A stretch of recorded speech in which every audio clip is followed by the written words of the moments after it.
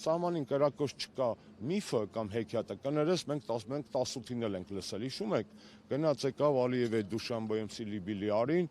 եկան ասին չի կրակում, ուղիղ գիծ ենք հաստատել, նա կառուցողական է,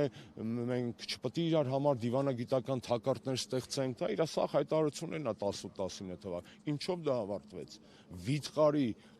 հրեշավոր պատերազմով, զոհերով, որոնց սպիները առ այսօր ոչ միայն իրենց ծանողների ընտանիքների, այլ նաև նորմալ հայի մոտ այդ սպիները չի կարող, այդ վերքերը սպիացած չեն։ Խաղաղություն կայլակոչել են ինչ-որ կատարվում է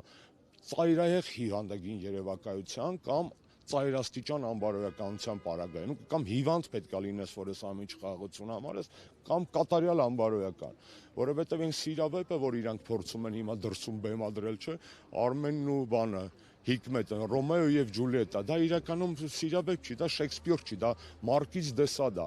դա սադոմազոխիզմ